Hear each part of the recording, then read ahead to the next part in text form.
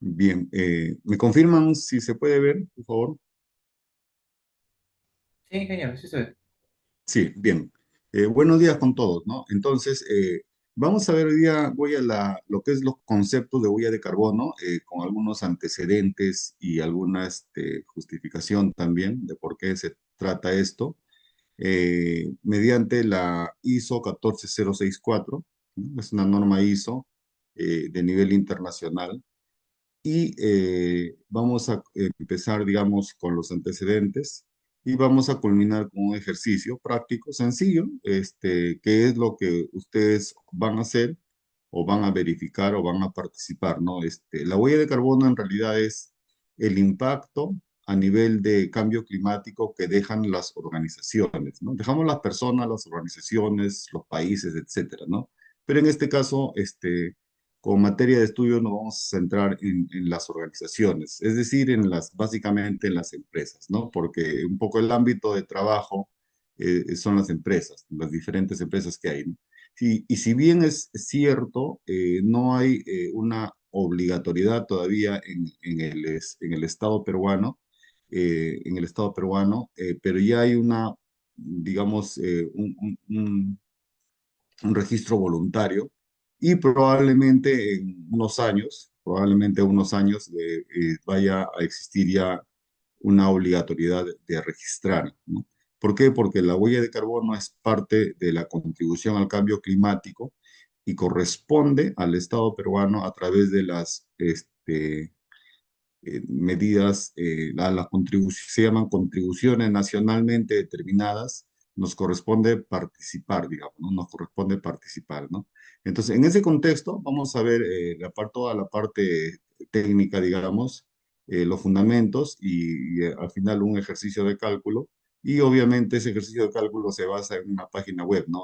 Oficial, que es la EPA, la Agencia de Protección Ambiental de Estados Unidos, ¿no? Podríamos, de repente, basarnos también en otra, pero la EPA es una organización bastante reconocida, ¿no? Entonces, vamos allí.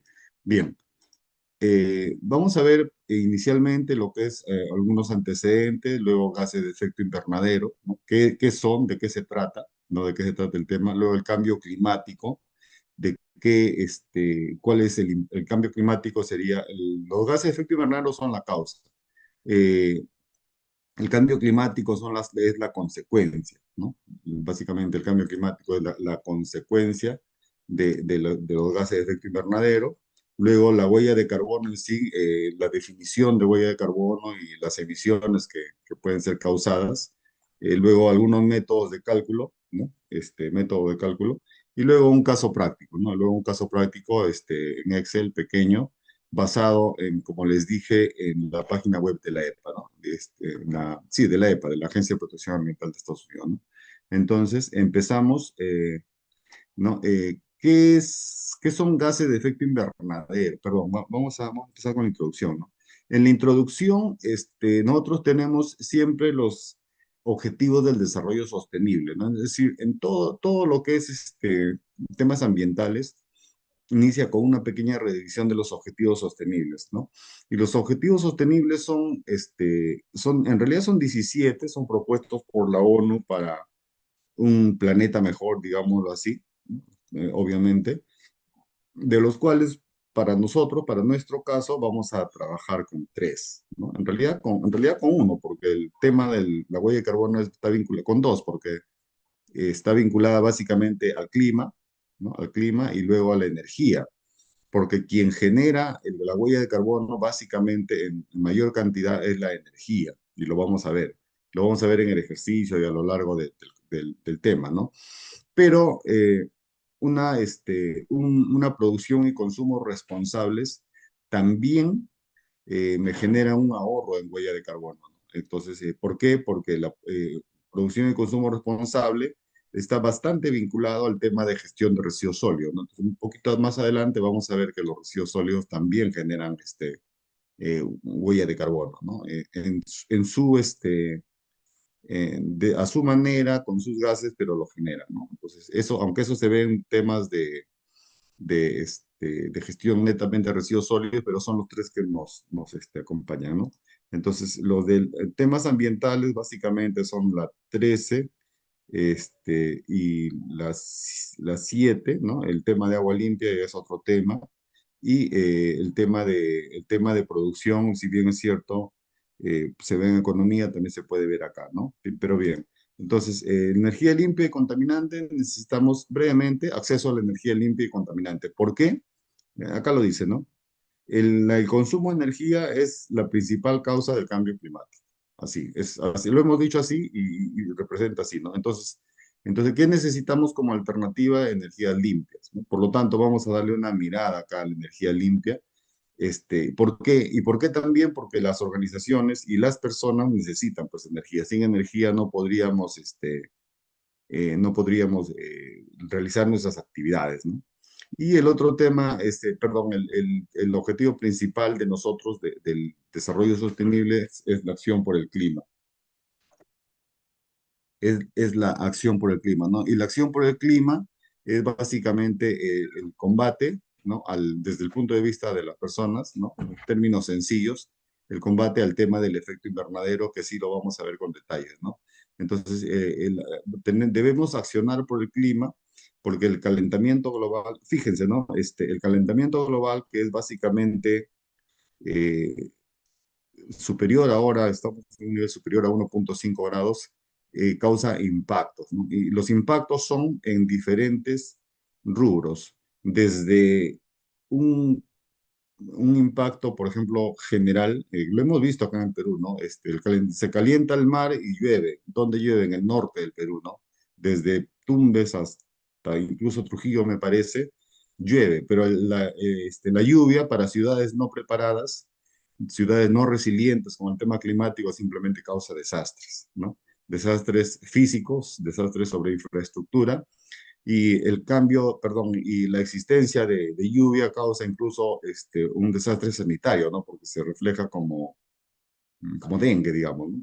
Todo esto es por el calentamiento global, o sea, por la subida de la temperatura, ¿no? Entonces, el calentamiento global en sí es la subida de temperatura causada por los gases de efecto invernadero. Pero los gases de efecto invernadero, ¿cómo causan esto? La pregunta es un poco, ¿cómo causan esto? Porque los gases de efecto invernadero retienen el calor, ¿no? Generan lo que llamaríamos, lo que conocemos comúnmente como un invernadero. Un invernadero es un sitio en donde, como la definición común es donde cultivamos plantas sin que estén demasiado expuestas al clima. Lo tenemos techadito así, ¿no? Bien, entonces la idea es tomar medidas, ¿no? Tomar medidas y el objetivo final es cero emisiones netas. Es decir, nosotros deberíamos, y digo deberíamos porque no es un objetivo que sea lograble muy fácilmente, que nuestras emisiones netas sean cero, ¿no? Entonces, pongámonos en el caso de que trabajemos en una industria, o sea, participamos, somos parte del equipo de trabajo de una industria, ¿no? Entonces, si nosotros somos parte del equipo de trabajo de una industria, tendríamos que lograr cero emisiones netas, ¿no? Reitero que en la actualidad no hay una obligatoriedad por parte del Estado, pero tengamos en consideración que las normas van a cambiar, como en Europa está cambiando, y que las normas en algún momento van a pedir, ¿no? Lo que se pide ahora, por ejemplo, y vamos a ver en una página, es un registro voluntario ante el MINAM, ¿no? Nosotros vamos a aprender la metodología para hacer lo que el MINAM pide sin registrarnos, simplemente directamente, porque no es necesario registrarnos con los conocimientos dependidos, ¿no? Entonces la idea es emisiones netas, ¿no? Le llaman net cero también, ¿no? Luego tenemos, bueno, esto ya lo hemos visto, ¿no? El protocolo de Kioto, ¿no? El protocolo de Kioto, realizado por lo que le llaman COP, Conferencia de las Partes, realizada en 1997, detalló 6 gases de efecto invernadero. Hay más, por si acaso, o sea, no es que solamente hayan 6, pero el protocolo de Kioto hizo un poco el enfoque o el foco en 6, ¿no? Entonces, y estableció un compromiso de limitación, ¿no? De emisiones netas, porque ya el año 97 se conocía, en realidad desde el año 50, 60 hubo científicos que detectaron, fíjense, porque no es tampoco de algo de tantos años, ¿no? En el año 50 hubo científicos que detectaron de que el dióxido de carbono tenía correlación con la temperatura promedio en el mundo, obviamente, ¿no? Vamos a ver los gráficos. Entonces, se puso a estudiar y lo que detectó, pues, que la concentración de dióxido de carbono en la atmósfera, medida en partes por millón, subía, ¿no? Y subía en forma proporcional a- al, a la temperatura. Entonces, obtuvo una correlación y a raíz de eso, pues, hubo acción de los países tratando de poner límites, ¿no? Entonces, el protocolo de Kioto determinó que los gases de efecto invernadero son el dióxido de carbono, con su nombre CO2, el gas metano, el CH4, que es un gas combustible incluso, el óxido nitroso, N2O, los hidroclorofluorocarbonos, que son un tipo de gases propelentes, de estos de los sprays que se están usando poco, los perfluorocarbonos, que son iguales y son también a veces usados para refrigerantes, y el hexafluoruro de azufre, que es un aditivo, me parece, para la industria eléctrica, ¿no? Entonces, los tres gases de abajo son gases muy especializados de algunas industrias, ¿no? Tenemos medidas, sí tenemos medidas, tenemos equivalencias, digamos, ¿no?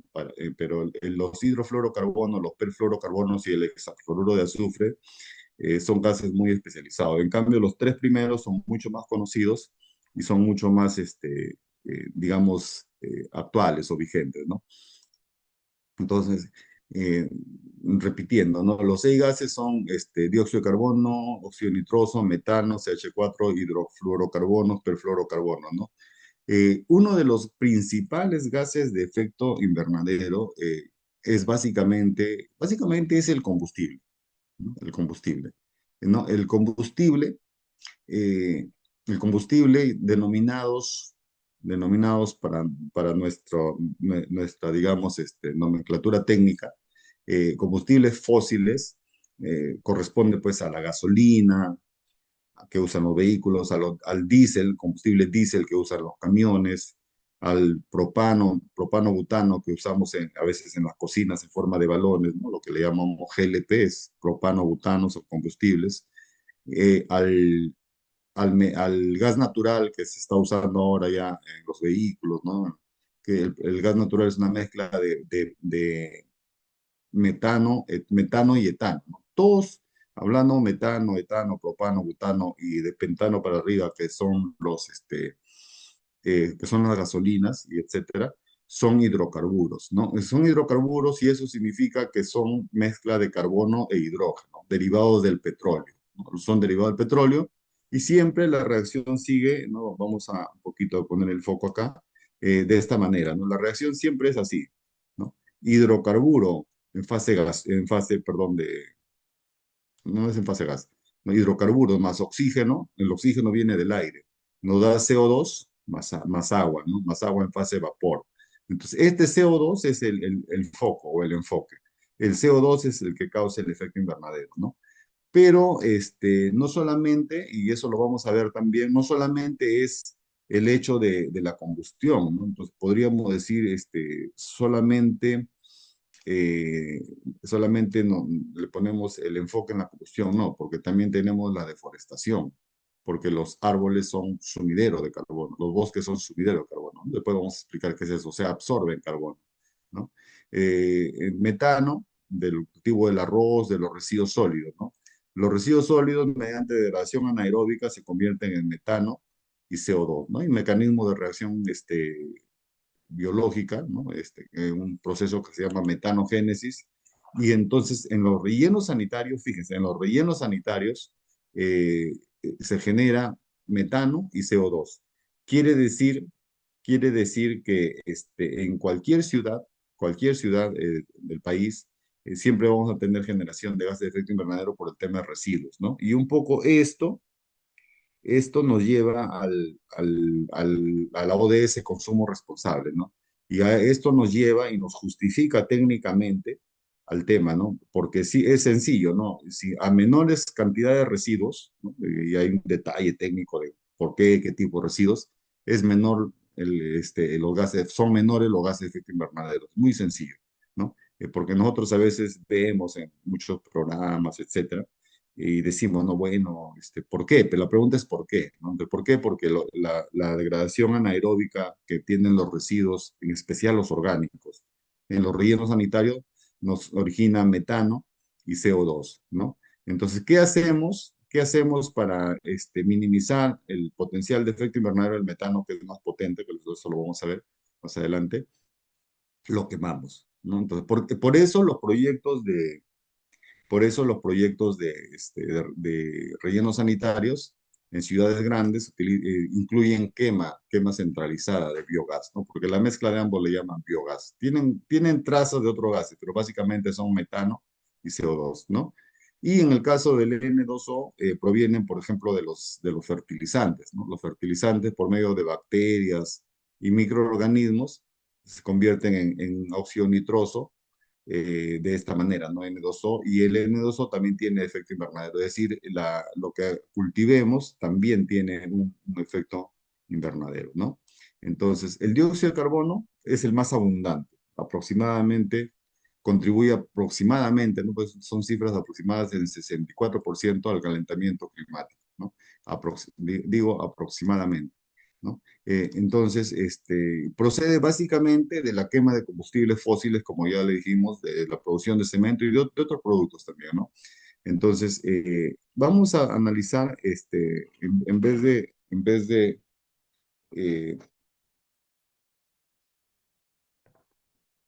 ¿no? En vez de darle una mirada acá, que el aumento de la concentración ha sido fuerte, digamos, en estos años, vamos a analizar de repente un gráfico, ¿no? eh, Analicemos este gráfico, ¿no? Esta es la evolución de gases de efecto invernadero desde el 1850 hasta 2019, ¿no? Ha sido adaptado hay una institución que estudia el cambio climático, ¿no? Entonces, si nosotros podemos ver la línea, esta línea, ¿no? Esta línea, color, donde dice dióxido de carbono, es color lila o morado, ¿no? Vemos que para el año 2019-2020, digamos así, la, la concentración de dióxido de carbono en la atmósfera ha pasado debajo de 300, ¿no? Unos 220, no sé, partes por millón, a más de 400, ¿no? 410 más o menos, ¿no? Entonces, eso es un poco la evidencia científica que fue descubierta más o menos en el año, corroborada en los años 1800, 1950 más aproximadamente, y estamos ahora en estos niveles de CO2, ¿no? Pero tenemos gráficos también que un poco vamos a correlacionar con la temperatura, ¿no?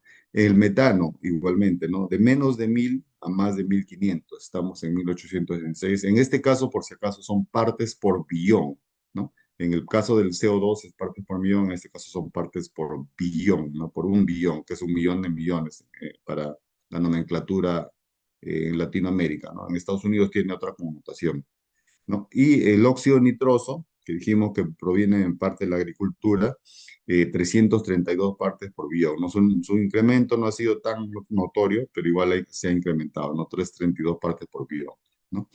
Y luego tenemos el otro gas, es el metano, que es menos persistente, permanece cerca de un decenio en la atmósfera, ¿no? Causa cerca del 16%, y hemos dicho que el carbono es 64%, 16%, y proviene de muchas fuentes, ¿no? Dentro de ellas, fuentes naturales, humedales, etcétera, y 60% de fuentes antrógenas, es ganadería, de lo que es rumiantes, cultivo del arroz, combustibles fósiles también, porque los combustibles fósiles, o sea, como hemos dicho que el metano es un hidrocarburo, de los botaderos, ¿no? ¿No? Rellenos sanitarios podríamos incluir, de la quema de biomasa, ¿no? Entonces, todo esto origina metano, que a la vez origina efecto invernadero. Y un tercer gas es el óxido nitroso, ¿no? Entonces, el óxido nitroso tiene la propiedad, digamos, no solamente de ser efecto invernadero, sino que agota la capa de ozono, ¿no?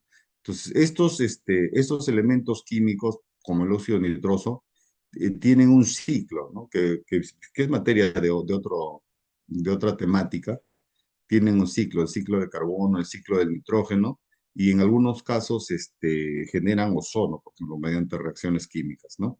Entonces, el óxido nitroso para nuestro caso causa cerca del 6%, ¿no?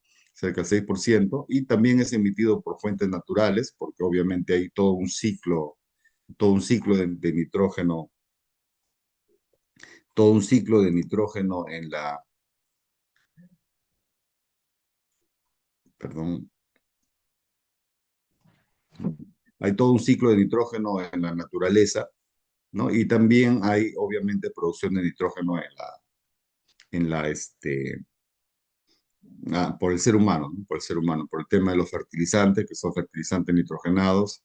Hay diferentes productos, procesos industriales, por quema de biomasa. Recordemos que la quema es mediante la aplicación, el uso de oxígeno, ¿no? No solamente es, el oxígeno no solamente contiene, perdón, el aire, ¿no? El aire es el comburente. El aire no solamente tiene oxígeno, el aire también tiene nitrógeno, ¿no? Y hay un elemento más que produce nitrógeno, ¿debido a qué? Debido a la nitroglicerina. ¿Dónde usamos la nitroglicerina? En lo que sería en minería, ¿no? Las explosiones en minería, las explosiones que son para ir cortando los bancos en tajo abierto, e incluso dentro de las minas, la nitroglicerina y componentes de este tipo, que son explosivos, que se usan para cortar los bancos y poder hacer la esencia de la minería, ¿no? Que es la explotación del mineral, el fracturamiento y explotación del mineral. También producimos ahí óxidos nitrosos, ¿no? Óxidos nitrosos que también ameritan ser medidos por el impacto que tienen para el efecto invernadero, ¿no? El óxido nitroso tiene un potencial bastante grande de efecto invernadero, por si acaso, dicho sea de paso, ¿no? Entonces, este cuadro es parecido al otro, ¿no? En la evolución desde el año 1850 a 2000, si vemos la línea verde, estamos redondeando en 400 partes por millón de CO2, que lo tomaríamos como referencia, ¿no? En cambio, en lo que es metano y N2 estamos en partes por billón, ¿no? Entonces estamos en otras unidades, pero básicamente el contribuyente, quien contribuye es básicamente el CO2, ¿no? El CO2, como hemos dicho, es 64%, y es el que es originado por los gases, perdón, por la combustión, ¿no? De lo que sería o denominamos a nivel de temas ambientales, de combustibles fósiles, ¿no? Bien, este es el gráfico que ya hemos visto. Ahora, el cambio climático, ¿no? El cambio climático es la elevación de la temperatura, ¿no? Es la elevación perdón, no, es la consecuencia de la elevación de la temperatura. No es la elevación, sino la consecuencia de la elevación de la temperatura, ¿no? Entonces, la elevación de la temperatura genera alteración en todos los ecosistemas terrestres, ¿no? Nosotros, nosotros como seres humanos, por ejemplo, ¿no? Para poner algunos ejemplos, nosotros como seres humanos nos adaptamos, ¿no? Nosotros decimos, bueno, vivimos, no sé, es más, o sea, nosotros soportamos invierno, verano, y ahí hay fluctuación de temperatura. Pero ¿qué ocurre? ¿Qué ocurre, por ejemplo, con el clima, ¿no? Un poco la relación es sencilla, ¿no? La relación es sencilla, ¿no? A mayor temperatura, fíjense, es muy sencilla, ¿no? A mayor temperatura hay mayor evaporación de las aguas oceánicas, ¿no? Ubiquémonos. Entonces, a mayor evaporación, simplemente hay mayor probabilidad de lluvias, ¿no? No digo que haya mayores lluvias, pero hay mayor probabilidad de lluvias, ¿no? Entonces, es parte de un ciclo común en la naturaleza, pero, si se eleva la probabilidad de lluvias y llueve, nosotros tenemos ciudades, estoy hablando de la costa, por si acaso, ya no tanto de la sierra ni de la selva, tenemos ciudades que han sido por mucho tiempo, ¿no? Porque este tema es de estos decenios, y a veces de estos últimos 20, 30 años, por mucho tiempo son ciudades que no han sufrido pues el tema de la lluvia, ¿no? Hablemos de repente de Piura, por decir como un ejemplo paradigmático, ¿no? Entonces, como no llueve, nosotros no tenemos pues desagües pluviales, simplemente, ¿no? Simplemente tenemos los desagües comunes de aguas servidas, pero no tenemos desagües pluviales. ¿Qué ocurre cuando llueve? Cuando llueve simplemente, como ha habido estos años, simplemente la ciudad se inunda, ¿no? La ciudad se inunda. ¿Y qué ocurre cuando no hay una buena organización o resiliencia, que ya es otro tema, ¿no? Un tema de gestión de riesgos? No hay una buena resiliencia. A veces la gente lo que ha hecho, y he visto un poco en la televisión, etcétera, intenta abrir los canales de drenaje de aguas servidas que tienen un flujo determinado, un flujo calculado, determinado, que es para la generación de agua servida de la población, e intentan evacuar las aguas de lluvia, resultados desastrosos, ¿no? Entonces, ahí hay un interventón que debería ser el Estado, ¿no? Y hay una razón que refuerza un poco nuestro aprendizaje, porque es que el componente de cambio climático va a ser, me parece que tiene que ser incorporado en todos los proyectos. Todos los proyectos tienen que tener este criterio, ¿no? Y cada región es diferente, cada región es diferente. Entonces, una de las cosas, por ejemplo, que se necesitan, se está dando en el Perú en poca escala, proporcionalmente, es buscar o ubicar otras fuentes de energía, energías limpias, que también lo vamos a ver, ¿no? ¿Por qué energías limpias? ¿Por qué le denominamos energías limpias? Porque son energías que no generan CO2, ¿no? Que no generan dióxido de carbono y por lo tanto que no generan gases de efecto invernadero, ¿no? Entonces, la idea del cambio climático, ¿no? De la mitigación del cambio climático, no de eliminación, porque nosotros no vamos a eliminar el cambio climático, eh, nosotros no vamos a eliminar el cambio climático, de mitigar, ¿no? O reducir los efectos del cambio climático es un poco la transición de la matriz energética, ¿no? Es decir, desde usar combustibles fósiles hasta usar energías con baja huella de carbono, ¿no? Que no generen CO2. Es virtualmente imposible dejar de generar huella de carbono, aún en su modo indirecto, ¿no? Porque incluso la energía solar, etcétera, que está bastante vigente ahora, genera, pues no genera, porque genera al menos de manera indirecta, ¿no? Y bueno, tenemos los roles de la minería, que este curso estaba un poco enfocado en eso. Estamos enfocados en eso porque el ejemplo es sobre minería, es un ejemplo nada más, podría ser por cualquiera, ¿no? Siempre la minería produce materiales que generan gases de efecto invernadero, ¿no? Acá, por ejemplo, ¿a qué me refiero? Me refiero a los explosivos. No es que la minería produzca explosivos, sino que la producción de los materiales mineros utilizan explosivos basados en nitrógeno, nitroglicerina y compuestos parecidos y generan NO2, ¿no? Bueno, y tiene algún rol básico. Y las minería y otras organizaciones industriales son usuarios de energía, ¿no? Es decir, acá generamos gases de efecto invernadero porque también utilizamos, por ejemplo, camiones, ¿no? Los camiones usan diésel, aunque ya hay una migración a eléctrico. Y acá usamos energía y no usamos poca cantidad de energía, usamos grandes cantidades de energía. Cuando digo energía, me refiero a energía eléctrica, ¿no? Y más adelante vamos a ver que la energía eléctrica tiene vinculación, tiene una vinculación con la generación de CO2, es un concepto que le hemos llamado, no es que la hayamos llamado, que ha sido denominado por la ciencia CO2 equivalente. ¿Para qué? Para medir en un patrón uniforme, ¿no? Entonces, no vamos a hacer como organización, ¿no? Que, digamos, digamos, convierto todo a CH4, ¿no?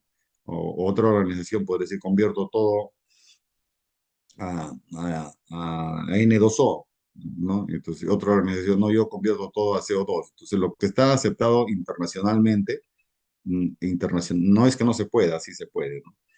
Pero lo que está aceptado internacionalmente por ISO 14064, por la organización ISO, es básicamente la expresión de todo esto en términos de huella de carbono, ¿no? O sea, en otras palabras, en CO2 equivalente, y alguna unidad de peso, ¿no? Toneladas, kilogramos, lo que fuera, de CO2 equivalente, ¿no? Y eso es lo que vamos a ver, ¿no?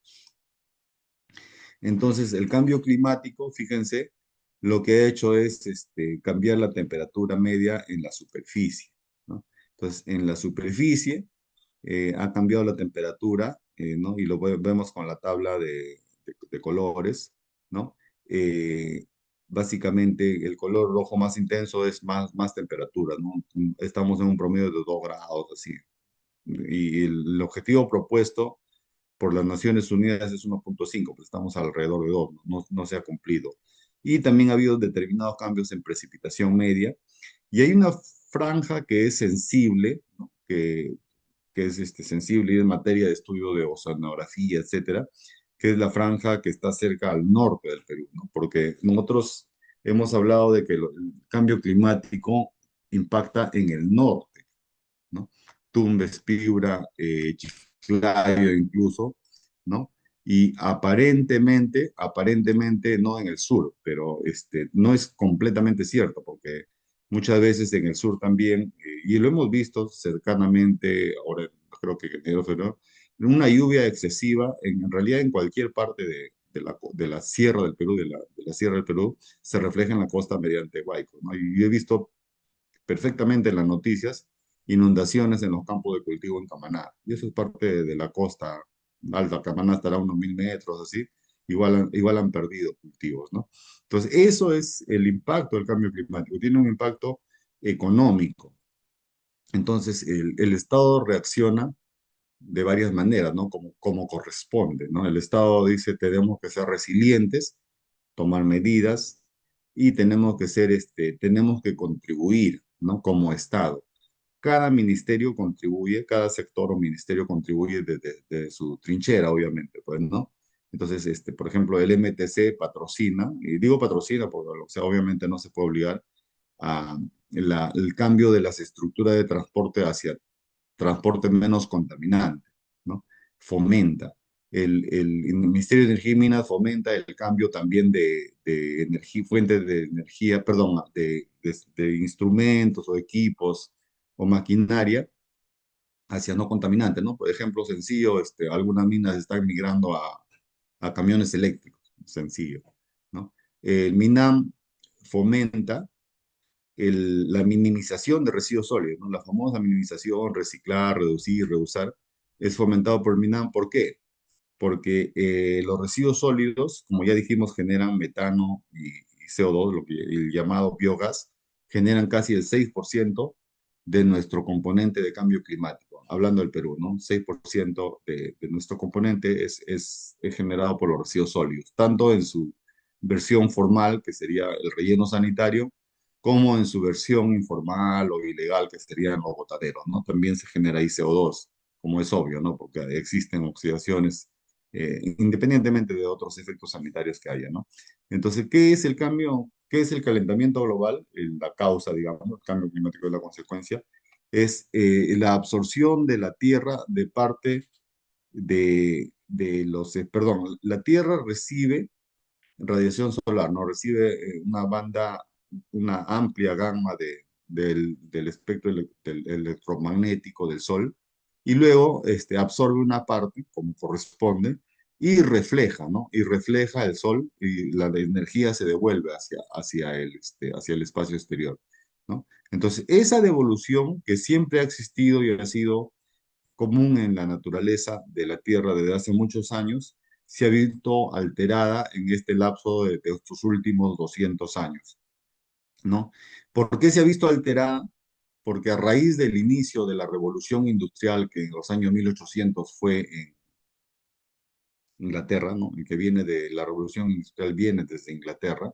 El hombre empezó a producir más CO2 del necesario. Recordemos que la revolución industrial no se inicia pues con combustibles fósiles, ¿no? Con diésel o gasolina, se inicia con carbón, ¿no? Pero el carbón con el cual se alimentaban las máquinas de vapor genera obviamente CO2, que es el CO2 es el producto de oxidación de todo producto que contenga carbón o hidrocarburos, ¿no?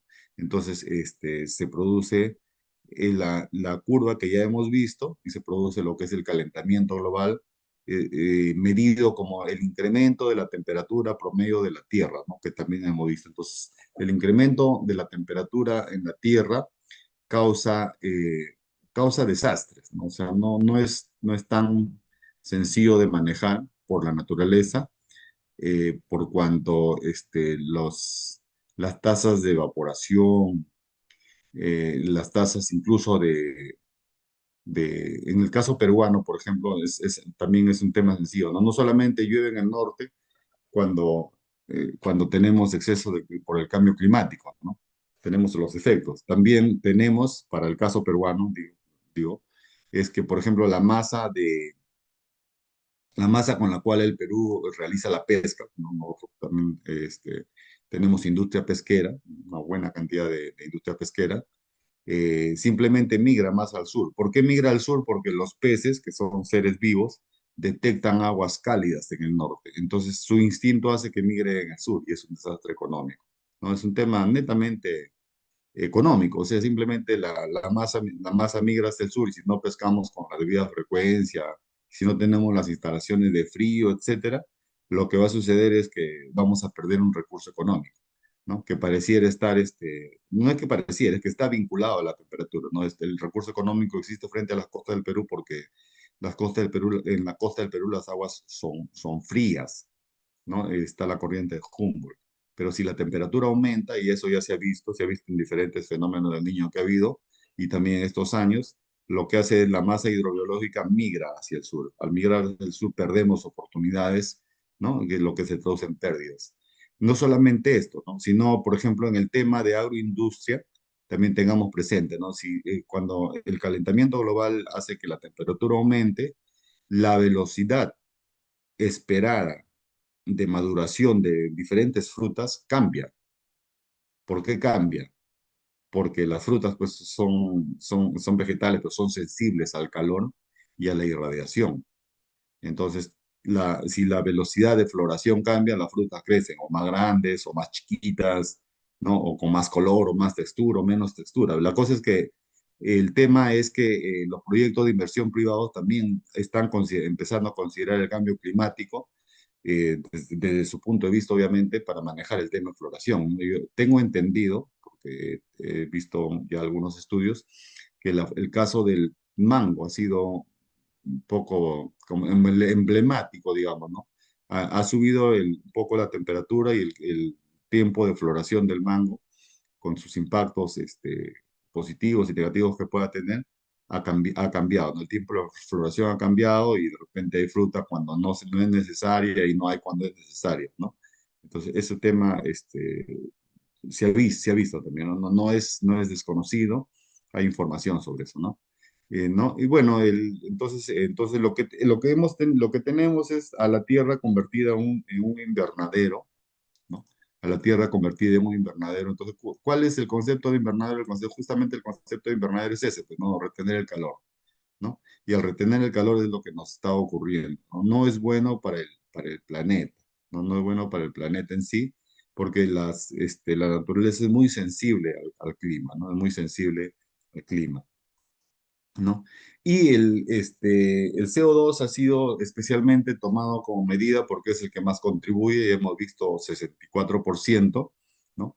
Y lo que hace es que la capa de CO2 que está acá impide que parte de la radiación que comúnmente reflejaba se vaya al espacio exterior, ¿no? Lo que hace es lo absorbe y por lo tanto se da el famoso efecto invernadero, ¿no? Entonces, veamos ahora brevemente qué hace el Estado, ¿no? ¿Qué hace el Estado? Porque el Estado peruano es parte obviamente, del contexto mundial y también menciona entre sus objetivos, sus políticas, etcétera, el cambio climático, ¿no? No le es ajeno, no le es ajeno y por lo tanto establece acciones, ¿no? Estas acciones con las cuales el Perú se compromete son acciones básicamente pues voluntarias, ¿no? No son obligatorias en el sentido de que el Perú es un país autónomo, soberano, ¿no? No es que la ONU nos diga, mira, vas a hacer tal cosa, sino el Perú se compromete, ¿no? Ese compromiso se refleja unas metas o indicadores que se llaman comúnmente contribuciones nacionales determinadas, ¿no? NDC por sus siglas en inglés, pero son contribuciones nacionales determinadas que se trata de la contribución hacia el cambio climático, hacia el combate del cambio climático del Estado peruano, ¿no? La contribución del cambio climático del Estado peruano, ¿no? Entonces, ¿y qué se propone el Estado? Acciones de mitigación, ¿no? Sectores energía, como estamos viendo, 75 acciones de mitigación. Uso de suelo, que vamos a explicar después por qué es importante.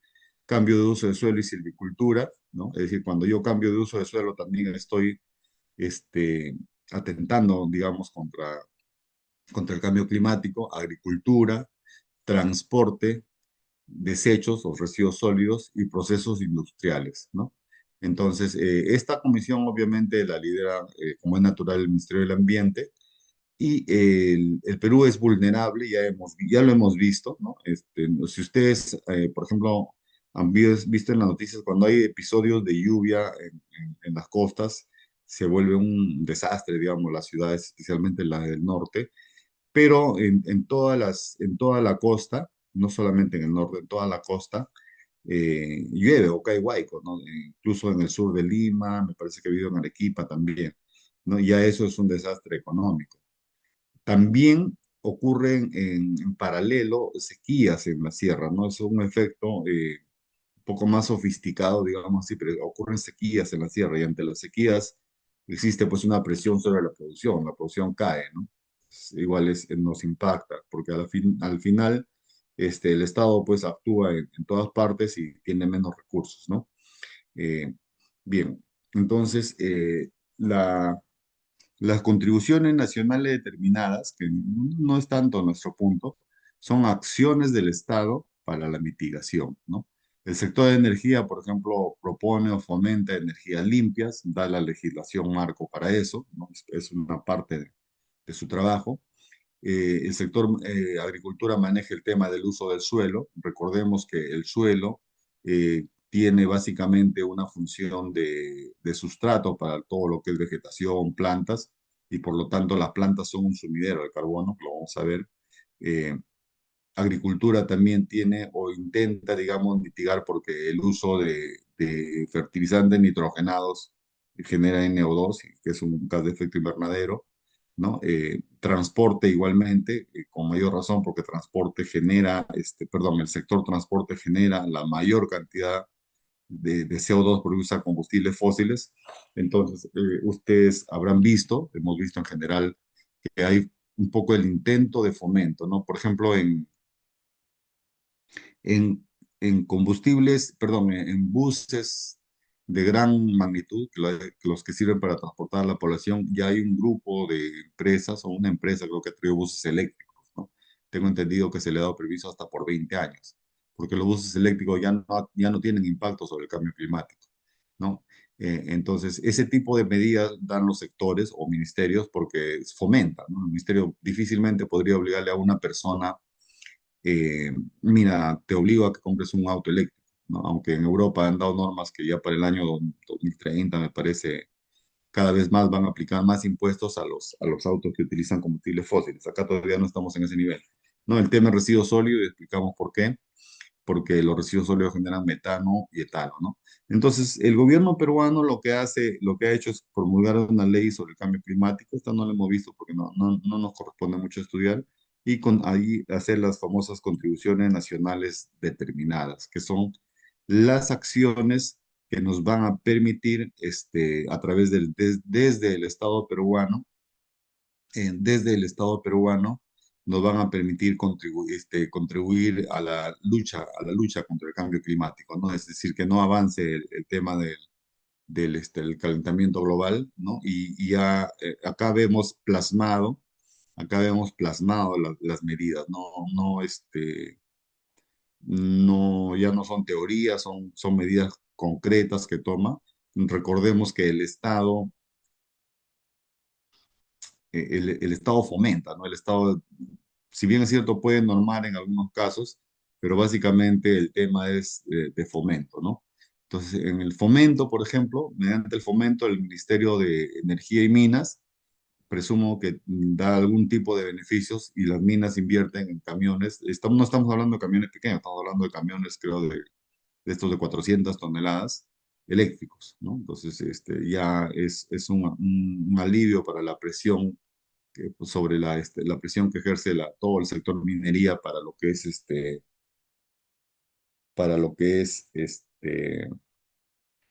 la producción de CO2, ¿no? La generación de CO2, ¿no?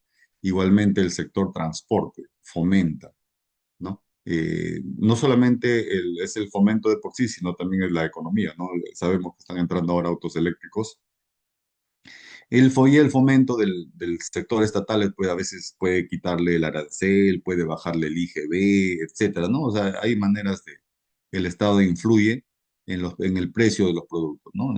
Sin dejar de lado la importancia que tiene la movilidad personal eléctrica, ¿no? Ahora hay bicicletas eléctricas, motos eléctricas incluso, ¿no? Que están entrando porque son parte ya de la tecnología. Bien. Entonces, ahora sí, habiendo visto un poco el antecedente, el origen del cambio climático, las consecuencias y las acciones, vamos a ver un poco el tema de la huella de carbono, ¿no? La huella de carbono en realidad sirve para medir, ¿no? Entonces es un indicador de qué tan este, mucho o qué tan poco estamos causando un impacto sobre el cambio climático, ¿no? Sobre si estamos contribuyendo o no contribuyendo al cambio climático, ¿no? Obviamente, una empresa ambientalmente responsable, ¿no? Que cumpla el supuesto de ser ambientalmente responsable, va a generar la menor cantidad de gases de efecto invernadero, en medidas como CO2 equivalente, ¿no? Y de ser el caso que las genere, porque obviamente no podemos detener la operación de una empresa, también vamos a poder medir cuánto compensa, ¿no? ¿Cuánto compensa? Entonces un poco la idea de cuánto compensa es qué hace para compensar, ¿no? ¿Qué acciones toma, ¿no? Entonces las acciones son desde instalar, por ejemplo, no sé, un área verde. No hablo de un área verde pequeña, ¿no? Una empresa industrial podría instalar un área verde de 2, 3, 4 hectáreas, dependiendo de cada industria, a optimizar su manejo de residuos sólidos, que es el famoso en reciclar, reducir, reusar, ¿no? O cambiar su matriz energética, ¿no? Por ejemplo, que lo ha hecho la minería, podría hacerlo la agricultura, por ejemplo, no tengo conocimiento de la agricultura, pero la minería sé que lo ha hecho, ¿no? Podría ser la agricultura porque recordemos que el tema de la movilidad eléctrica tiene un tema de autonomía, todavía, aunque ya cada vez está creciendo más la autonomía. Podría hacerlo, no sé, el sector delivery, ¿no? Que es en todos los negocios locales, reparto de correspondencia, etcétera, ¿no? Todo un movimiento hay miles de millones de motos, incluso creo, en el Perú de motocicletas, no podríamos hacer un tema así, ¿no? El tema de cambio de uso de suelo, ¿no? Es un tema que regula agricultura, entonces, donde debe haber un balance, ¿no? Entre el uso natural del suelo como sustrato para lo que es el componente natural, que a la vez es un sumidero de carbono, y entre otras cosas, ¿no? Entre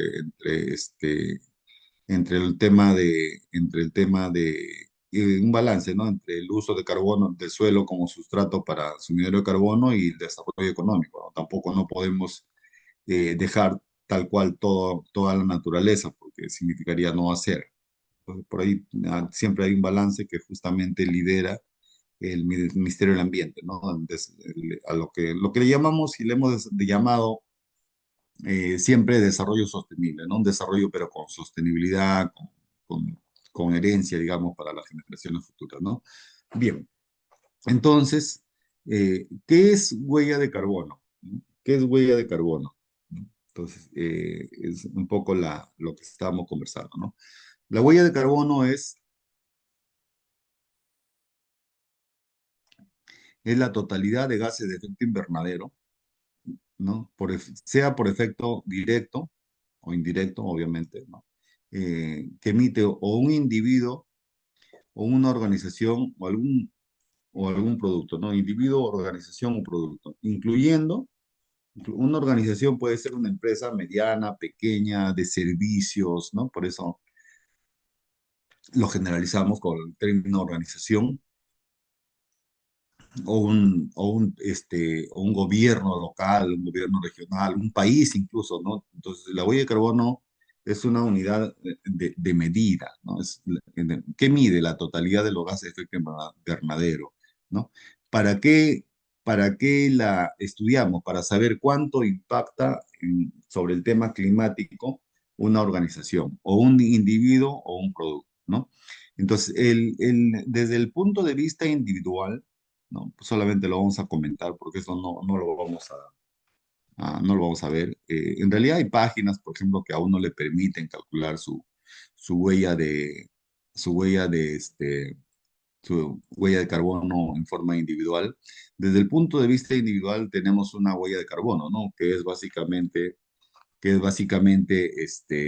el hecho de que nosotros nos transportamos, ¿no?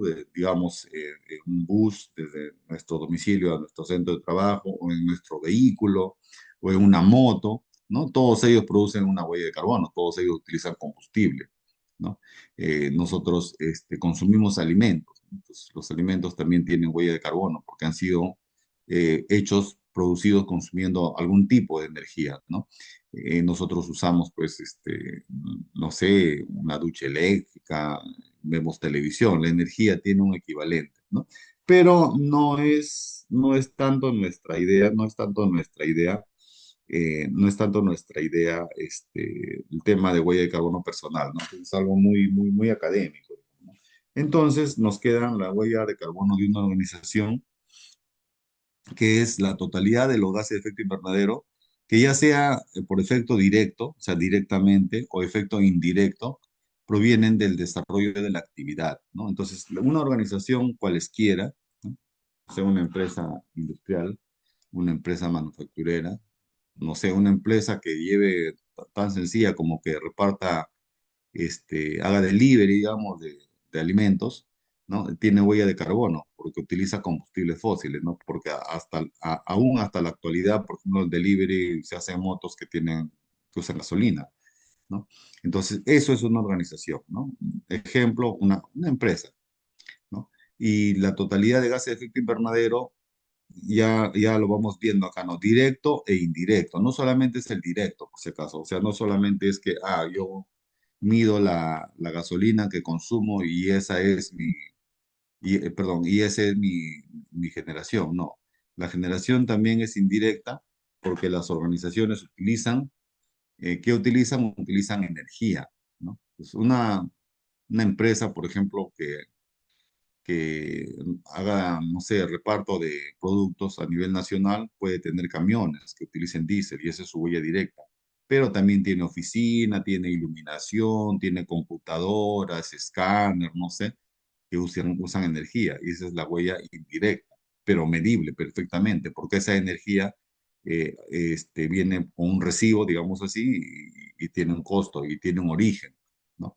Entonces, nosotros tenemos que tener en consideración eso y tenemos que aproximarlo, ¿no? Y hay otro enfoque que no lo vamos a tratar acá, porque es un enfoque más especializado, que es la huella de carbono de producto, ¿no? Un producto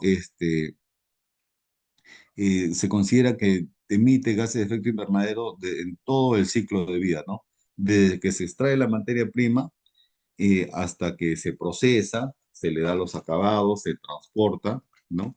Eh, Uso e incluso utilización y disposición final inclusive, ¿no? Porque ya hemos visto que la disposición final, o sea, el tema de los residuos no genera gases de efecto invernadero, ¿no? Pero este tema no lo vamos a ver porque es un poco más complejo. Entonces nos vamos a enfocar básicamente en la huella de carbono de una organización y el ejemplo que vamos a hacer, el ejemplo de cálculo es para una organización minera, no, que solamente de una manera referencial, porque podría ser cualquier tipo de organización. Obviamente, cada organización tiene, ¿no? sus peculiaridades. No es lo mismo una organización minera que una organización, por ejemplo, bancaria, ¿no? Un banco tendrá otro tipo de huella de carbono, ¿no? otro tipo de huella de carbono porque maneja otros conceptos, realiza otras actividades, etcétera, ¿no? O una industria petrolera tiene un tipo de huella de carbono diferente, ¿no? Entonces, huella de carbono, la totalidad de gases de efecto invernadero, directa, ya que sea por efecto directo o en su defecto indirecto, proviene del desarrollo de las actividades, ¿no? Entonces, una organización realiza determinadas actividades eh, y genera una huella de carbono, sea directa o indirecta. Genera gases de efecto invernadero, pero ¿no? Que sumados dan una huella de carbono, ¿no? Entonces, los límites o alcance de una organización son pues la organización misma, física, ¿no? Pero también incluye la palabra indirecta, ¿no? Indirecta porque indirecta es porque recibe energía y recibe energía de un tercero. Nosotros tenemos, no sé, una empresa, digamos, cualquiera, ¿no? Un estudio contable, pues. Entonces, yo podría decir, tengo los 5 motos que hago reparto de documentos, recolección de documentos, factura, podría ser, pero utilizo energía, ¿no? Entonces, la energía directa, ¿cuál es? Es la energía, pues, de la empresa de energía eléctrica que me brinda, ¿no? Me brinda la empresa de energía eléctrica, pues, obviamente usamos computadoras, monitores, televisores, escáneres, impresoras, ¿no? Y todo eso consume, ¿no? Entonces, directo, indirecto, eso es una primera idea, ¿no? Entonces, ya hemos visto estos gráficos los hemos visto, ¿no? Especialmente que es la concentración de CO2 en la atmósfera, ¿no? Entonces, a raíz de la importancia de la concentración de CO2 es que vemos la huella de carbono, y el concepto de huella de carbono en realidad para hacer para, para que quede claro, ¿no? Entonces, el término carbono lo estamos llamando acá al dióxido de carbono, por si acaso, ¿ya? Para que quede claro, porque o sea, lo que en realidad deberíamos decir es huella de dióxido de carbono. Entonces, hago la aclaración porque de repente podría haber confusión, ¿no? Porque el carbono en sí, si lo vemos desde el punto de la vista de la química, solamente es el elemento C, pero en cambio el dióxido de carbono es CO2, ¿no? Entonces, pero ya es nomenclatura común, es bastante con nomenclatura común decirle huella de carbono, ¿no? Por si acaso. Entonces, perdón, carbono, huella de carbono. Entonces, todo le dicen carbono y completamente el nombre técnico del carbono, para nuestro caso, no para otros casos, para nuestro caso, es aplicado ¿a cuál? Al dióxido de carbono, por si acaso, ¿ya? Esto lo hago un poco la salvedad, porque si no, alguien podría objetar también, ¿no? Podría decir, bueno, pero el carbono es C, el carbono no es CO2, ¿no? Entonces, por carbono, ya en esta capacitación y en general, en todo documento, todo material, la palabra carbono reemplaza, digamos, el término dióxido de carbono, ¿no? Para hacerlo más sencillo. Entonces, en realidad estamos hablando de la huella de dióxido de carbono, pero en adelante ya huella de carbono nada más. Bien. Entonces, habiendo visto la importancia del CO2 en el tiempo, esto, ¿no? Esto de acá, por ejemplo, es un gráfico que, bueno, debía haberlo presentado antes, ¿no? Es un poco la vinculación con la temperatura, ¿no? A mayor CO2, mayor temperatura. Es sencillo, ¿no? Entonces, en estos tiempos, ha aumentado el CO2 hasta 400 y la temperatura ha aumentado casi 1 grado, ¿no? Entonces, solamente para tomar conciencia, ¿no? 1 grado de temperatura nos está causando bastantes problemas, en realidad como humanidad, porque estos temas lo trata la ONU, ¿no? Y hay una correlación muy directa entre el dióxido de carbono y la temperatura, ¿no? 400, 1 grado. Imagínense que nos descuidemos y no actuemos, porque podríamos no actuar, ¿no? Y si no actuamos, de repente dejamos de acá a 100 años, va a haber 2 grados, y 2 grados ya es inimaginable las consecuencias que puede haber, ¿no? Tanto en biomasa, en flora, en fauna y en efectos climáticos, ¿no?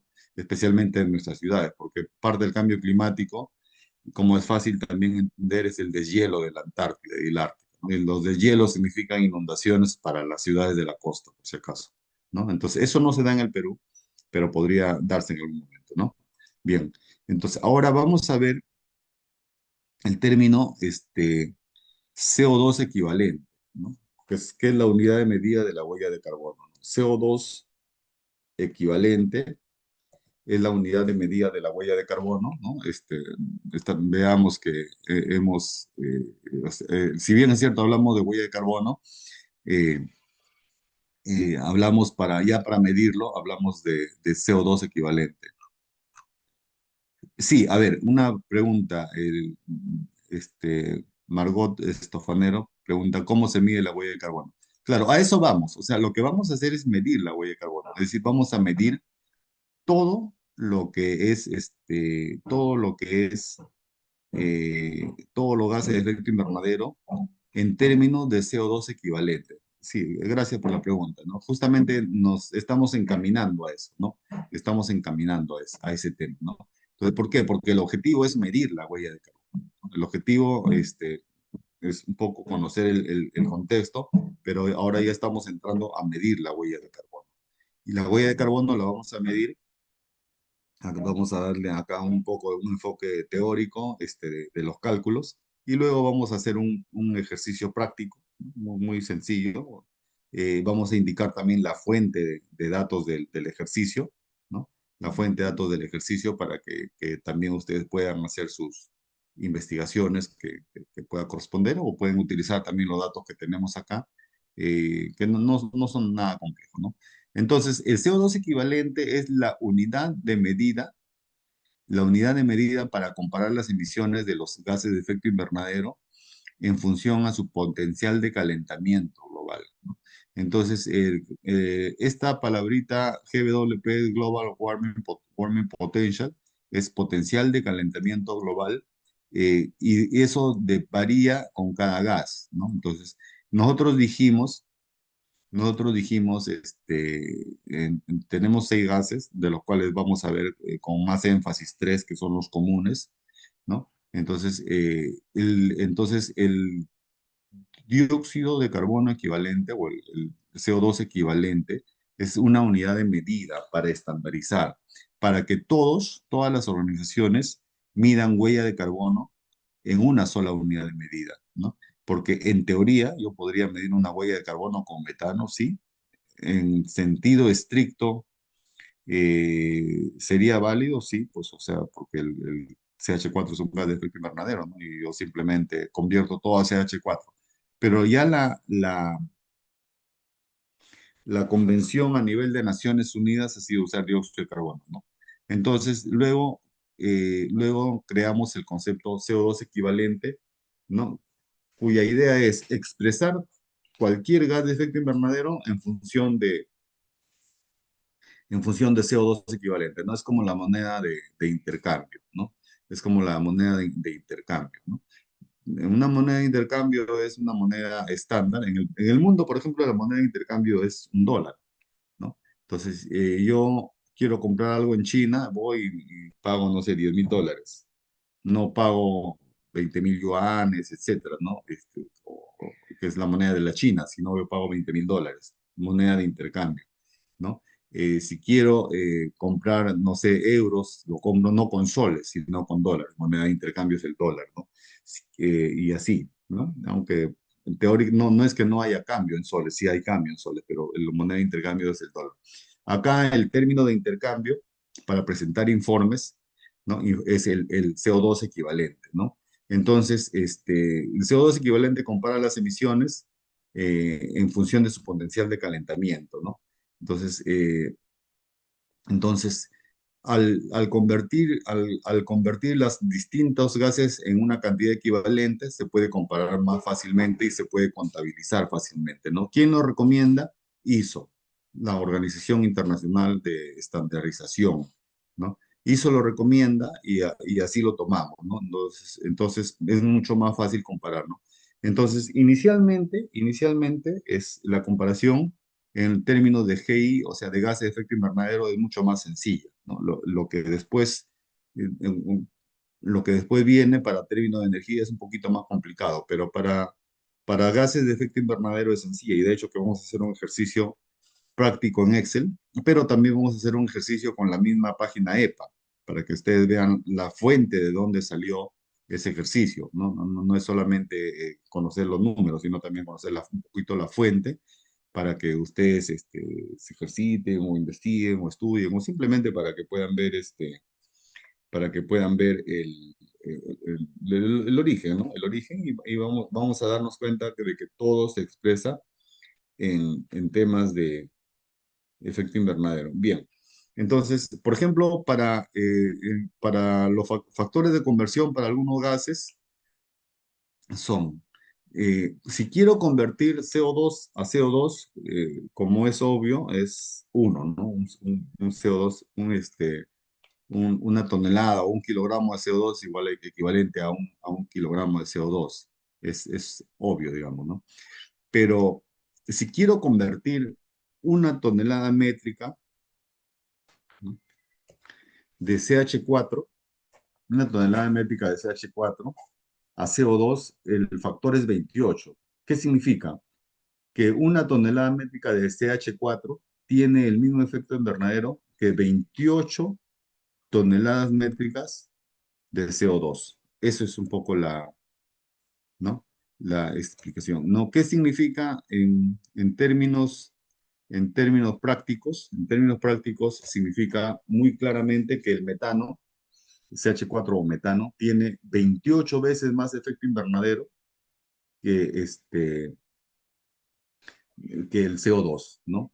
Entonces, eso explica, ¿no? Y eso explica por qué nosotros quemamos el metano en un relleno sanitario, ¿no? Entonces, si ustedes en algún momento han participado en algún proyecto de relleno sanitario, que se vayan a participar, o, ¿no? En un equipo de trabajo, etcétera, entonces pueden ver, ¿no? O sea, hay una etapa de quema de relleno sanitario, perdón, de quema de biogás, ¿no?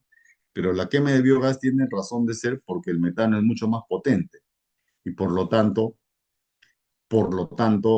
prefiero quemarlo, ¿no? Que vaya hacia la atmósfera, pero ya no como metano, sino como su producto de oxidación, o sea, como CO2, ¿no? Obviamente he desperdiciado energía, sí, pues, lo óptimo sería aprovecharlo, pero por lo menos ya no he enviado metano a la atmósfera, ¿no? Y el dióxido de nitrógeno, ¿no? El dióxido de nitrógeno tiene un impacto mucho, mucho mayor, ¿no? Una tonelada métrica de dióxido de nitrógeno, ¿no? Con cargo a verlo, como le digo en la página web, tiene el mismo efecto invernadero que 265 toneladas métricas de CO2. Es decir, es mucho más potente como gas de efecto invernadero, ¿no? Entonces son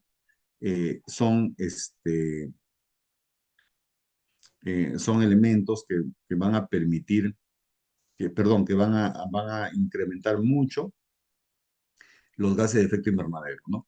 Entonces, por lo tanto, todo lo que es metano se, perdón, se quema, ¿no? Entonces, ¿dónde se quema? En el relleno sanitario. En el relleno sanitario quemamos el biogás. ¿Y por qué lo quemamos? Justamente por eso, ¿no? Porque tiene mayor efecto invernadero. Pero también hay otro punto, otro sitio en donde se quema, por ejemplo, el metano, ¿no? Entonces, vamos a mostrarle, a ver, eh, vamos a mostrarles un gráfico para que quede claro, ¿no? Para que quede claro,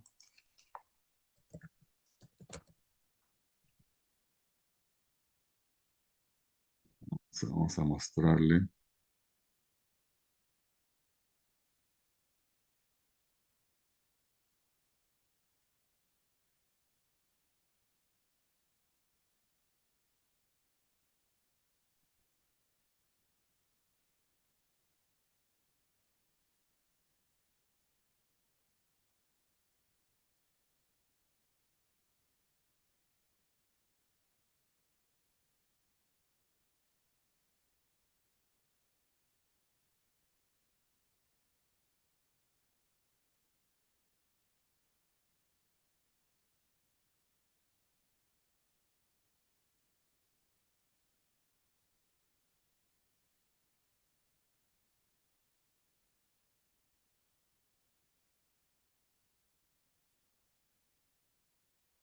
Bien, entonces, entonces nosotros decimos que hacemos una quema en, en los rellenos sanitarios, ¿no? Pero, por ejemplo, en la industria del petróleo, yo tengo esto. No sé si algunos conocen de repente Talara o La Pampilla, tengo esto, ¿no? Hay una chimenea que le llaman en flare, ¿no? Flare. Chimenea significa, ¿no? Entonces se queman los gases ligeros, dentro de los cuales normalmente está en la destilación, los gases ligeros que quedan arriba son metano, etano y se queman, ¿no? ¿Por qué? Porque el metano justamente tiene ese efecto. Tiene un efecto de efecto invernadero, ¿no? Un efecto invernadero. Y dicho sea de paso, por ejemplo, dicho sea de paso, en Talara, no sé si ahora, pero tengo entendido que hace bastante tiempo, etano, metano se regala o se regalaba a la población, ¿no? ¿Para qué? Para que lo puedan quemar. Prácticamente la población recibe un combustible, pero también la idea era de que el gas no vaya a la atmósfera, ¿no? Igual en residuos sólidos, ¿no? Entonces ya tenemos claro CO2, 1, ¿bien? Para seguir, CO2 como uno, ¿no? Tal cual. CH4 o metano como 28, ¿no? Como 28, 28 veces CO2. N2O o dióxido de nitrógeno como 265, comparado siempre con CO2, ¿no? Con CO2. Y estos son gases de efecto invernadero, ¿no? Entonces, de ahí podría surgir la pregunta, como mencionó un participante, me dice, ¿cómo medimos, no? Entonces, yo les he hablado de los kilowatts, ¿no? Entonces, la energía eléctrica se refleja como kilowatt hora, ¿no? Por kilowatt hora consumida, ¿no? Entonces, mi profesor, ¿y los kilowatts? Ah, esto lo vamos a hacer un poquito más adelante, porque este no es un gas de efecto invernadero, sino es una energía, pero que también tiene su efecto invernadero, ¿no? Lo vamos a hacer un poquito más adelante. Por si acaso, la fuente de esta información es la que está acá, ¿no? Después vamos a revisar la página, ¿no? La idea es revisar la página para poder eh, tener el tema claro, ¿no? Y lo vamos a poner también en los mensajes, ¿ya? Entonces, ese es el tema del CO2 equivalente, es decir, expresar todo en una misma moneda, llamémoslo así coloquialmente, ¿no? Todo en una misma moneda, para que nos podamos entender, ¿no? Para que nos podamos entender. Y si bien el Estado pues no obliga a calcular huella de carbono aún en la actualidad, hasta donde yo sé no obliga todavía a calcular huella de carbono, pero que quede bien claro que el día que obligue va a decir, exprésenme en términos de CO2 equivalente, ¿no? Porque si no habría, pues, cada empresa expresaría el GEI que quiere, ¿no? De repente la empresa uno expresa en CO2, la empresa 2 expresa en unidades de metano, de CH4, ¿no?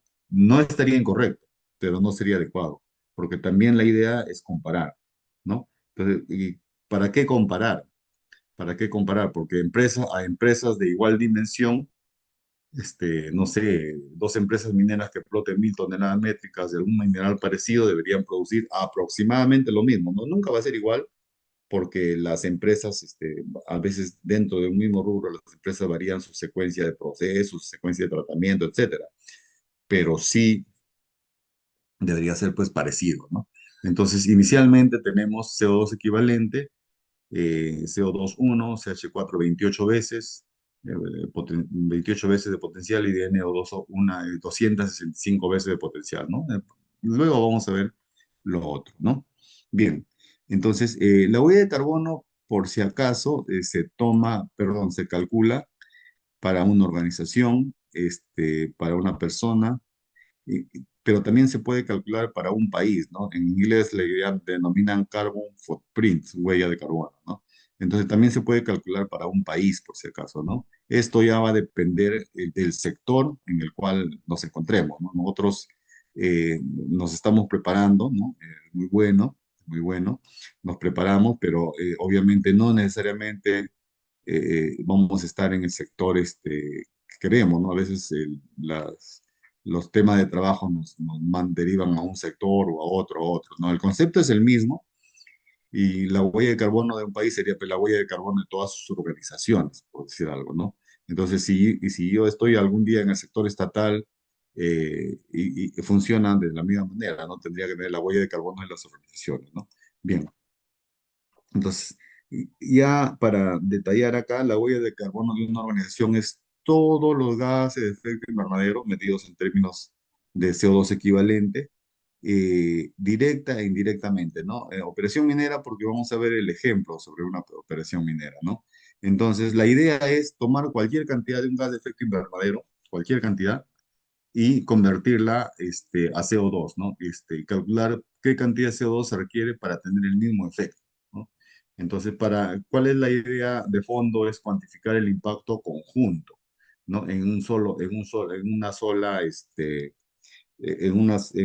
solo lenguaje, ¿no? O sea, todas las compañías mineras, por decir, podríamos decir todas las compañías industriales, todas las compañías azucareras, etcétera, eh, tienen que cuantificar en forma conjunta la emisión, ¿no? Entonces ya hemos adelantado que una compañía produce gases de efecto invernadero y esa es la parte directa. Pero ojo, también hemos hablado de que existe una parte indirecta, ¿no? Entonces la parte indirecta es la que todavía no hemos visto, la que todavía no hemos visto y lo vamos a ver con un poquito más de detalle, ¿no? La parte indirecta no hemos visto. Y hay un procedimiento, obviamente, ¿no? Cuando medimos huella de carbono hay un procedimiento, ¿no? Uno son los conceptos básicos, otro es la cuantificación, pero antes de la cuantificación, ¿qué necesitamos hacer? Necesitamos tener claro el tema o los conceptos de el alcance, ¿no? Acá en términos de huella de carbono le denominamos alcance. ¿Qué es el alcance? El alcance es lo que abarca lo que abarcan los criterios, ¿no? de generación. O sea, por ejemplo, el alcance directo es mucho más sencillo, obviamente, ¿no? El primer alcance y de repente más importante es el alcance directo. Eso es sencillo, ¿no? ¿Cómo lo medimos? Por la cantidad de combustibles que consume la operación, ¿no? Inicialmente, ¿no? Podrían hay otras cosas que también son directas, ¿no? Y se define básicamente el alcance directo como lo que está en propiedad de la organización, ¿no? Ese sería el alcance directo. Y hay algunos criterios más, ¿no? Y los alcances indirectos lo vamos a ver con un poquito más de detalle, ¿no? Con un poquito más de detalle porque son un poquito más sofisticados, digamos, ¿no? Entonces, los tipos de huella de carbono, como hemos visto, de individuos, de compañías u organizaciones y de productos, ¿no? Nosotros estamos enfocados en compañías u organizaciones, ¿no? Entonces, ¿por qué es relevante? ¿Por qué es relevante la huella de carbono? Porque la idea es entender el impacto ambiental, ¿no? Es un poco la relevancia, ¿no? Debemos, ¿no? Debemos entender el impacto ambiental, ¿no?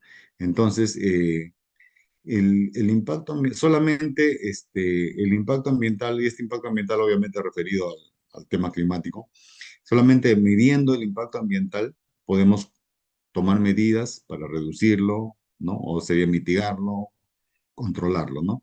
No utilizamos el término eliminar acá, porque es imposible eliminar el impacto ambiental desde el punto de vista de huella de carbono, porque básicamente es nuestra actividad la que la genera, ¿no? No es que querramos, etcétera, es simplemente que actuamos y al actuar se genera una huella de carbono, ¿no? Es decir, yo no podría, eh, digamos, eliminar mi huella de carbono, ni siquiera personal, ¿no? Porque si yo me dirijo desde mi domicilio a mi trabajo, o tomo un bus público, o tomo un bus, o voy en mi auto, o en mi moto, o en mi bicicleta, ¿no?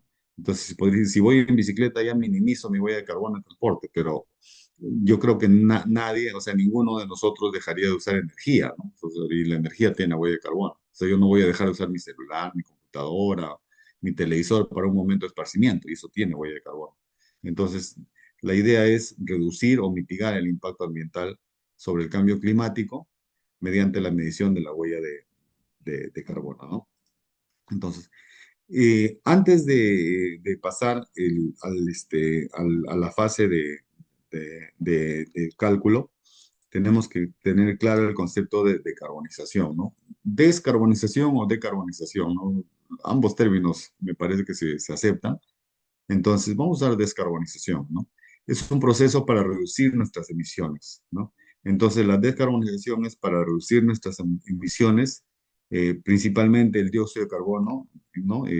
Principalmente el dióxido de carbono, hay otros, y estas emisiones se entiende que son consecuencias de la actividad humana, ¿no? No podríamos eliminar, ¿no? Pues siempre hablamos de reducir o mitigar, ¿no? No podemos eliminar, ¿no? Entonces, pero la actividad humana produce, eh, requiere energía, ¿no? El input de la actividad humana siempre es la energía, ¿no? La energía es a través de combustibles fósiles o energía eléctrica, solar, ¿no? Estamos entrando ya a otros términos, y a través de la agricultura, a través de la ganadería, porque necesitamos alimentarnos, necesitamos adquirir proteínas, pues existe la agricultura, la ganadería y también las ciudades. Vivimos en ciudades, ¿no? Y las ciudades generan residuos sólidos, de los cuales la mitad de residuos sólidos son orgánicos y los residuos orgánicos en relleno sanitario generan, ya lo hemos dicho, CH4 y CO2, ¿no? Y gases de efecto invernadero, ya lo dijimos. La actividad humana, la energía que requiere nuestra actividad humana, si es con combustibles fósiles, genera CO2, ¿no? Entonces, la idea es reducir las emisiones, ¿no? Obviamente, como cualquier aspiración de la naturaleza, reducir las emisiones y lograr cero emisiones netas, ¿no? Lograr cero emisiones netas. ¿Qué significa cero emisiones netas? Significa luchar contra el calentamiento global, y cero emisiones netas significa equilibrar nuestra generación de gases de efecto invernadero. No hablamos, que quede claro, no hablamos en ningún momento de reducir, perdón, de eliminar, sino de reducir, mitigar, minimizar. Podemos usar algunas de esas palabras, y tratar de lograr cero emisiones netas significa pues compensar, ¿no? Compensar, ¿no? ¿Cómo compenso? Aunque hay tecnología más sofisticada, no la vamos a ver porque no corresponde a este nivel de especialización, pero sí vamos a hablar de los sumideros de carbono, ¿no? Que es la tecnología más simple y más implementable, ¿no? La más implementada también en el Perú inicialmente, que los sumideros de carbono son para absorber carbono, ¿no? Ya dijimos que el carbono la palabra carbono representa el dióxido de carbono, ¿no? Entonces, la idea es cero emisiones netas, ¿no? Entonces, eso es cómo hacemos decarbonización, ¿no? Brevemente antes de avanzar, ¿no? Mediante movilidad sostenible, ¿no? Motos eléctricas, bicicletas eléctricas o bicicletas, ¿no? Mediante la transición energética hacia vehículos eléctricos, mediante el consumo responsable, minimizar residuos sólidos, lo cual significa no generar o minimizar la generación de CO2 y CH4, captura de carbono, ¿no? Esto, por ejemplo, nos interesa como empresa, ¿no? Porque vamos a utilizar los famosos sumideros, ¿no? Entonces, como una empresa, si somos parte de una organización minera, industrial, etcétera, podría interesarnos este concepto, ¿no? Y vamos a ver que en algún momento podemos cuantificar el concepto mediante EPA, ¿no? Esto es poco, ¿no? Negocios bajos en carbono, envases biodegradables, y este otro concepto también nos interesa como empresa, ¿no? Cuando estamos en una organización, especialmente de gran magnitud, energía renovable, ¿no? Solar, eólica, geotérmica. Y vamos a comentar algo de eso. Esas son las medidas para la decarbonización, ¿no? Eh, bueno, y algunas estrategias: optimización de equipos, uso de energía renovable, gestionar residuos, ¿no? Capturar tecnologías para capturar y almacenar CO2, ¿no? Dentro de esto los sumideros, ¿no? Que son la tecnología más común, ¿no? Y algunas innovaciones. Bien, administrador, vamos a tomarnos 10 minutos para tomar un cafecito o algo, y regresamos, ¿le parece? Con su venia. Sí, justamente le iba a indicar ello. Está bien, a ver, unos 10 minutos de descanso y luego continuamos. Ya, 10 minutos, gracias.